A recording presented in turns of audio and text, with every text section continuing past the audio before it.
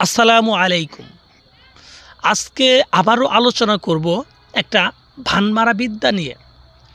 এটা হচ্ছে একটা মগা ভান বিদ্যা।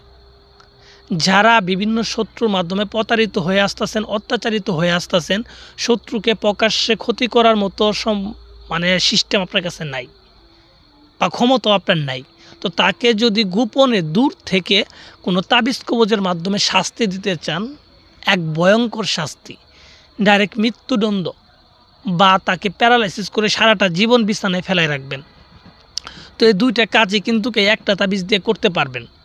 তো ভিউয়ার্স, যারা বিভিন্ন কবিরাজের কাছে গিয়ে প্রতারিত হয়েছেন, বিভিন্ন তান্ত্রিকের পিছিয়ে ঘুরে ঘুরে অনেক টাকা পয়সা খরচ করছেন, তাদের আমি লাস্টবার রিকোয়েস্ট করব, আমাকে টাকা দিতে হবে না, আপনি নিজে এই তাবিজটা করেন। আমার কাছে আসতেও হবে না, বসতে হবে না, অনুমতিও নিতে হবে না, আমি অনুমতি দিয়ে দিলাম। যারা করতে তারা করতে পারবে, খাস দিলে আমি অনুমতি দিয়ে দিলাম। আপনারা নিজেরাই এই তাবিজটা ট্রাই করেন, আশা করি আপনার কাজ হয়ে যাবে 100%, যদি আপনি সঠিকভাবে সঠিক নিয়মে তাবিজটা করতে পারেন। তো সঠিক নিয়ম আপনি কোথায় পাবেন আমি এখানেই বলে দিব। আপনাকে আর কোনো জায়গায় যাইতে হবে না এই তাবিজটা লেখার জন্য। আমার এই ভিডিওটা যদি আপনি ফুল দেখেন, আপনি এখান থেকে এই তাবিজটা সম্পূর্ণ নিয়ম শিখতে পারবেন। তো ভিউয়ার্স, যারা দূরের শত্রুকে শাস্তি দিতে চান তারাও কিন্তু করতে পারবেন, কারণ এটা দূরে অথবা কাছে যে কোনো ব্যক্তির জন্য করতে পারবেন। শুধুমাত্র তার নাম, তার বাবার নাম জানা থাকলে তাকে আপনি এই বানটা চালান করে দিতে পারবেন। আপনি আমাকে বলতে পারেন, ভাই দূর থেকে কিভাবে কাজ করবে। আসলে তাবিজের ভিতরে কিন্তু লেখা থাকে না যে দূরে কাছে, এরকম লেখা থাকে না। যেগুলো কাছে ওগুলো কাছেই লেখা থাকবে, আর দূরেগুলো লেখা থাকে না। আপনার তাবিজ পুতার কথা লেখা থাকে, তা তাবিজ আপনি যেখানেই পুতেন, শুধু বলা আছে শ্মশানে পুঁতেন। কারণ আপনার বাড়ির কাছে যে পুঁততে হবে শ্মশানে, এমন তো না, যে কোনো শ্মশানে পুঁতলেই কাজ হবে। তো দূরে কাছে কোনো বিষয় না, আপনি যে কোনো ব্যক্তিকে কিন্তু এই তাবিজটার মাধ্যমে তাকে শাস্তি দিতে পারবেন।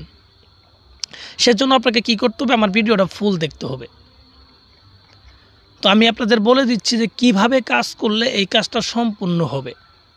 আর একটা কথা বলি, যারা কবিরাজের প্রতি বিশ্বাস নাই তাদেরকে বলছি, ভাই আমাকে বিশ্বাস করে টাকা দিতে হবে না, আমাকে বিশ্বাস করে এই তাবিজটা আপনি করেন।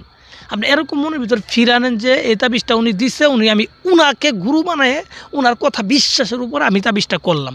আমি এর জন্য কিন্তু কোনো অর্থ চাই, বারবার বলছি, আমাকে বিশ্বাস করে আপনি তাবিজটা করেন। আমি বলে দিচ্ছি নিয়মটা, ওই অনুযায়ী করেন, কাজ হবে 100%। তো যাই হোক, কথা বাড়াই না, নিয়মটা বলে দিই। প্রথমত তাবিজটা ভালোভাবে দেখে নেবেন, কোন জায়গায় কী লেখা আছে, নাম টাম সব লিখে নেবেন। লিখে নেওয়ার পর তাবিজটা যে কোনো একটা শনিবারের দিন রাত্রে 11টা থেকে 12টার ভিতরে করবেন। এর জন্য আপনি যাবেন একটা কবরস্থানে, নতুন একটা কবরের উপরে সাদা কাপড় বিছায়ে, ঠিক আছে, বসবেন। ঠিক আছে, সেই সময় আপনার পরনে থাকতে হবে সাদা কাপড়, সাদা লুঙ্গি বা সাদা যে কোনো কিছু, সাদা কাপড়ের আপনার পোশাক পরবেন। পোশাকটা পরার পরে আপনি এই তাবিজটা লিখবেন আপনি শূকরের চামড়ার উপরে, শূকরের চামড়ার উপরে এই তাবিজটা লিখবেন। তাবিজটার যে কালি হবে সেটা হবে কস্তুরি আর লাল মুরুখের রক্ত, এই দুটো মিশ্রিত করে কালি বানায় এটা দিয়ে আপনি তাবিজ লিখবেন। 2টা তাবিজ লিখবেন। তাবিজ লিখার পরে তাবিজের ভিতরে যাকে মারতে চান তার নাম, তার বাবার নাম লিখে দিবেন, আর মেয়ে হলে তার নাম, তার মায়ের নাম লিখে দিবেন সুন্দরভাবে। তো লিখে দেওয়ার পর আপনি তাবিজের অপর পৃষ্ঠায় লিখে দিবেন শত্রুকে কি করতে চান, মেরে ফেলতে চান নাকি প্যারালাইসিস করতে চান। অপর পৃষ্ঠায় 2টা তাবিজের ভিতরেই লিখে দিবেন, 3বার করে লিখে দিবেন। যেমন সে মরে যাক, সে মরে যাক, সে মরে যাক। তার একটা তাবিজে লিখবেন সে মরে যাক, সে মরে যাক, সে মরে যাক। এভাবে 3বার আপনি লিখে দিবেন। লিখে দেওয়ার পর তাবিজটাকে সুন্দর করে বলটাবেন, তাবিজের ভিতর আতর লাগাই দিবেন, আতর, সুগন্ধি আতর লাগাই দিবেন। দেওয়ার পরে এই তাবিজ দুটাকে লাল কাপড় দিয়ে পেঁচায়ে, ঠিক আছে, একটা তাবিজ সেই কবরের যে কোনো একটা আশেপাশে, কবরস্থানের আশেপাশে যে কোনো একটা গাছে লটকাই দিয়ে আসবেন বা টাড়িয়ে দিয়ে আসবেন।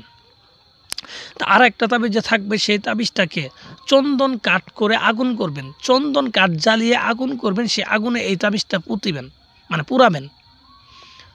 চন্দন কাঠে আগুনে এই তাবিজটা পুরানোর সাথে সাথে সেই ব্যক্তি মারা যাবে, 3 দিন সময় লাগবে না, সাথে সাথে সেই ব্যক্তি মারা যাবে। চ্যালেঞ্জ করে দিলাম, কাজ করেন না হলে আমি বুঝবো, আমি দায় নিব। অনেকেই বলে যে ভাই আমি দায় নিতে পারবো না, হ্যাঁ এরকম অনেক কিছু বলে। কাজ যদি না হয় তাহলে আমি দায় নিব, কিন্তু কাজ করে যদি আপনি বিপদে পড়েন, হ্যাঁ, তাহলে কিন্তু সেটার জন্য দায় আমি না। তো যাই হোক ভিউয়ার্স, আশা করি বুঝতে পারছেন, যেভাবে বলছি ওইভাবে করেন।